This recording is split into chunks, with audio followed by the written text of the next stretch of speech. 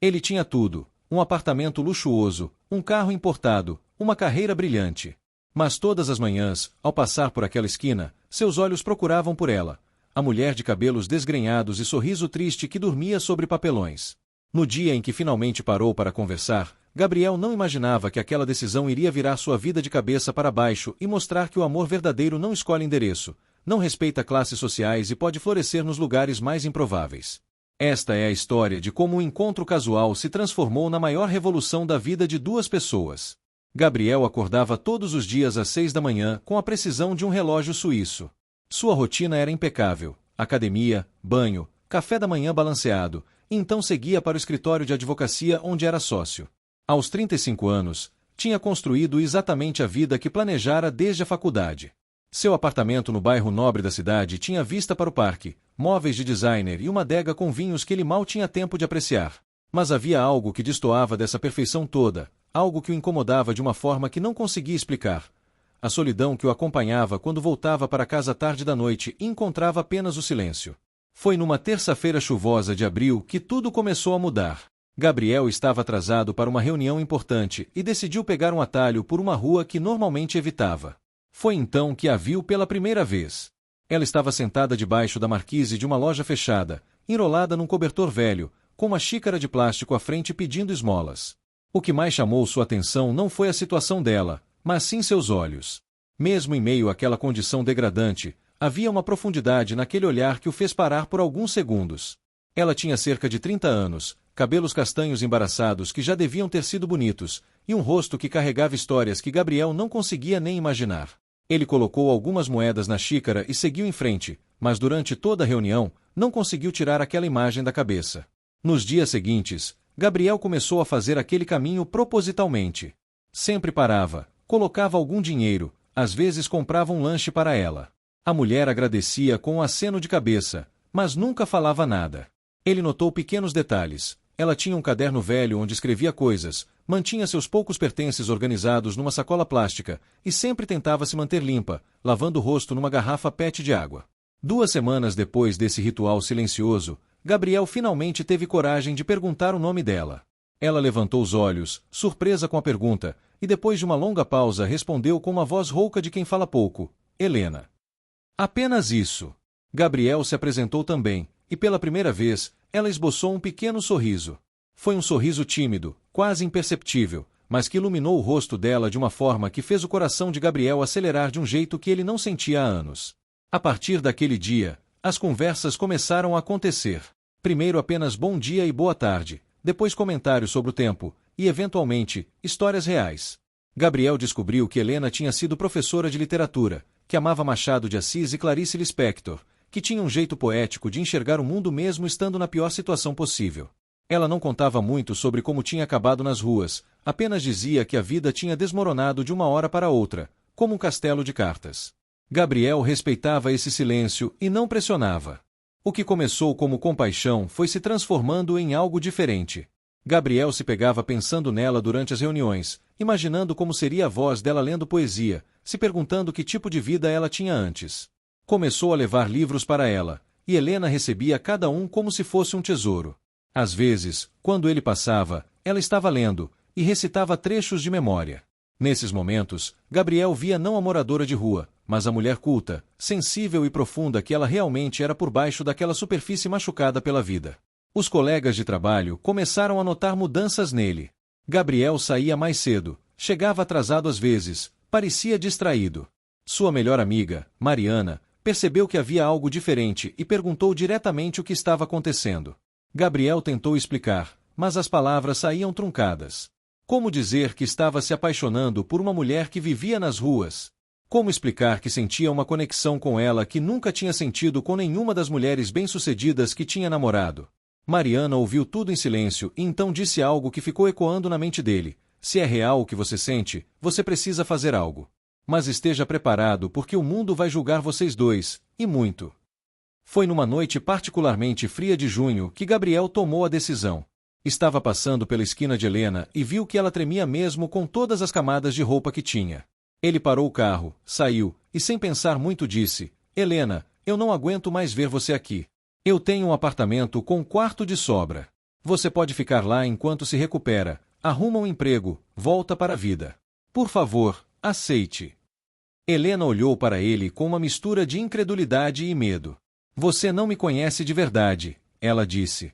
Não sabe pelo que passei, não sabe do que sou capaz ou incapaz. Pode estar cometendo um erro. Gabriel se ajoelhou ali mesmo na calçada e olhou nos olhos dela. Então me conte. Me deixe conhecer você de verdade. Mas não fique aqui mais uma noite no frio. Depois de longos minutos de silêncio, Helena concordou. Ela juntou seus poucos pertences, entrou no carro de Gabriel e, no caminho para o apartamento, começou a contar sua história. Tinha sido casada, tinha uma filha, uma vida estável. Mas o marido era viciado em drogas e violento. Numa noite terrível, durante uma briga, a filha deles, de apenas 5 anos, tentou proteger Helena e acabou caindo da escada. A criança sobreviveu, mas Helena não conseguiu lidar com a culpa e a dor.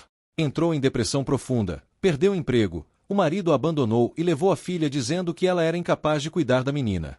Sem família, sem amigos, sem dinheiro para tratamento, Helena foi afundando até acabar nas ruas.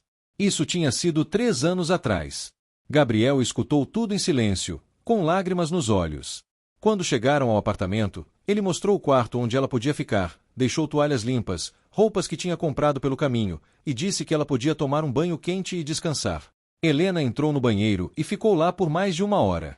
Quando saiu, com os cabelos limpos e molhados, usando uma roupa simples mas nova, Gabriel mal conseguiu reconhecê-la. Ela era linda. Não uma beleza convencional, mas aquele tipo de beleza que vem de dentro, que transparece nos olhos, no jeito de se mover. As primeiras semanas foram de adaptação. Helena mal falava, passava a maior parte do tempo no quarto ou lendo na varanda. Gabriel respeitava o espaço dela, mas sempre deixava comida pronta, comprava coisas que achava que ela poderia precisar. Aos poucos, ela começou a sair do casulo. Começou a cozinhar, a arrumar a casa, a conversar durante o café da manhã. Gabriel percebia que cada dia ela recuperava um pouco mais de si mesma, como uma flor que volta a desabrochar depois de um inverno rigoroso. Uma noite, 2 meses depois de Helena ter chegado, eles estavam na sala, cada um com um livro, e ela quebrou o silêncio. Por que você fez isso por mim? Gabriel fechou o livro e pensou antes de responder. Porque quando olho para você, vejo alguém real. Alguém que passou por coisas horríveis, mas não perdeu a essência. E porque, não sei como explicar, mas desde o primeiro dia que te vi, sinto que você devia estar na minha vida. Helena corou e desviou o olhar. Eu não posso te oferecer nada, Gabriel. Sou uma mulher quebrada, com um passado terrível. Ele se levantou, foi até onde ela estava e segurou sua mão. Você me oferece mais em um dia de conversas do que eu tive em anos de relacionamentos vazios. Você me faz querer ser uma pessoa melhor. Foi naquela noite que se beijaram pela primeira vez. Um beijo cheio de medo, de esperança, de todas as coisas não ditas entre eles. Nos meses seguintes, o relacionamento foi florescendo. Helena começou a fazer terapia que Gabriel pagava, e aos poucos foi processando seus traumas. Descobriu que a filha estava bem, vivendo com o pai que tinha se recuperado do vício, e começou o processo de retomar contato. Foi doloroso, lento, mas necessário. Gabriel apresentou Helena aos amigos e família. As reações foram mistas. Alguns o acharam louco, outros admiravelmente corajoso. Sua mãe, após o choque inicial, acabou se afeiçoando a Helena, especialmente quando descobriu sua paixão por literatura, que era algo que elas tinham em comum. Mariana, a melhor amiga de Gabriel, se tornou uma grande aliada de Helena, ajudando-a a procurar emprego e reconstruir sua vida. Não foi fácil.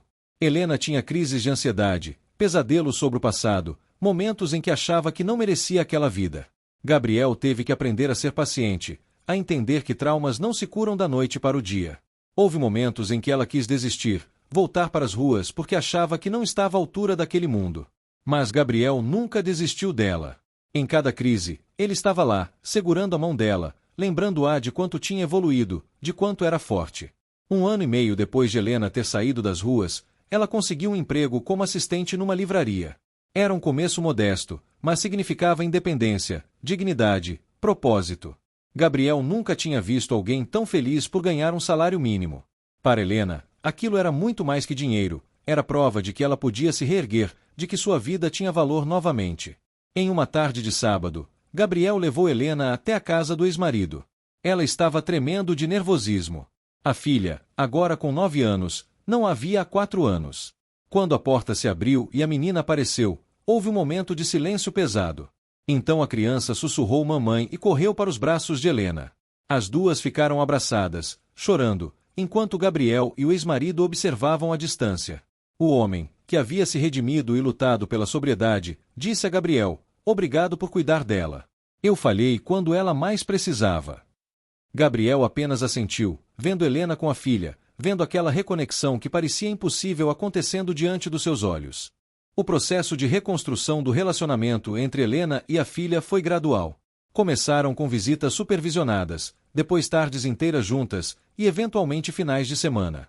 A menina, chamada Laura, era inteligente e sensível como a mãe, e aos poucos foi perdoando e entendendo. Helena nunca tentou justificar o que tinha acontecido, apenas pediu desculpas e prometeu que nunca mais a abandonaria. 2 anos depois do dia em que tinha parado pela primeira vez naquela esquina, Gabriel pediu Helena em casamento.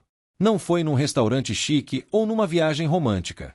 Foi na varanda do apartamento, onde eles tinham passado tantas tardes lendo juntos, conversando sobre a vida, sobre sonhos, sobre tudo e nada. Helena disse sim entre lágrimas e sorrisos, e pela primeira vez em muito tempo, sentiu que merecia aquela felicidade. O casamento foi simples, numa cerimônia pequena com amigos próximos e família. Laura foi a daminha, e durante a festa, Helena leu um poema que tinha escrito para Gabriel, agradecendo por ele ter visto nela mais do que uma moradora de rua, por ter visto uma pessoa digna de amor. Não havia um olho seco no salão. A vida de Gabriel e Helena não virou um conto de fadas perfeito. Eles tiveram discussões, enfrentaram dificuldades financeiras quando decidiram que Helena deveria voltar a estudar para retomar a carreira de professora, lidaram com julgamentos de pessoas que ainda viam Helena apenas como a ex-moradora de rua. Mas através de tudo isso, eles tinham algo que muitos casais nunca encontram: uma conexão genuína, construída sobre empatia, respeito e amor verdadeiro. Helena eventualmente se formou novamente e voltou a dar aulas de literatura numa escola pública. Ela usava sua própria história como exemplo para os alunos de que não importa quão baixo você caia, sempre é possível se reerguer com ajuda e determinação. Muitos alunos que passavam por dificuldades encontravam nela uma mentora e inspiração. Gabriel, por sua vez, descobriu que ajudar Helena tinha aberto seus olhos para uma realidade que ele sempre ignorou. Começou a fazer trabalho voluntário, a usar sua expertise jurídica para ajudar pessoas em situação de rua com questões legais, a doar tempo e recursos para organizações que trabalhavam com essa população. Sua vida tinha ganho um propósito que ir além de acumular casos vencidos e dinheiro. Anos depois, quando olhavam para trás, ambos concordavam que aquele encontro na esquina tinha salvado 2 pessoas, não apenas uma. Gabriel tinha salvo Helena da rua, mas ela tinha salvado ele de uma vida vazia, sem significado real. Ela trouxe profundidade, paixão e propósito para a vida dele. Ele trouxe segurança, estabilidade e a chance de recomeçar para a vida dela. Numa noite qualquer, deitados na cama, Helena virou para Gabriel e disse: "Você sabe o que eu mais amo em você?" Ele sorriu. "O quê?" "Que quando todos me olhavam e viam uma mendiga suja e quebrada, você olhou e viu uma pessoa. Viu possibilidades. Viu beleza onde ninguém mais via." Gabriel beijou sua testa. "Eu vi você. A verdadeira você. E foi impossível não me apaixonar." A história de Gabriel e Helena não é sobre um homem rico salvando uma mulher pobre. É sobre 2 almas que se encontraram no momento certo, sobre empatia, sobre enxergar além das aparências, sobre dar chances, sobre acreditar na capacidade humana de se reinventar. É sobre como o amor verdadeiro não escolhe classe social, não se importa com o passado, e pode florescer nos lugares e circunstâncias mais improváveis. Hoje, quando Gabriel passa por aquela esquina onde viu Helena pela primeira vez, ele sempre para por um momento.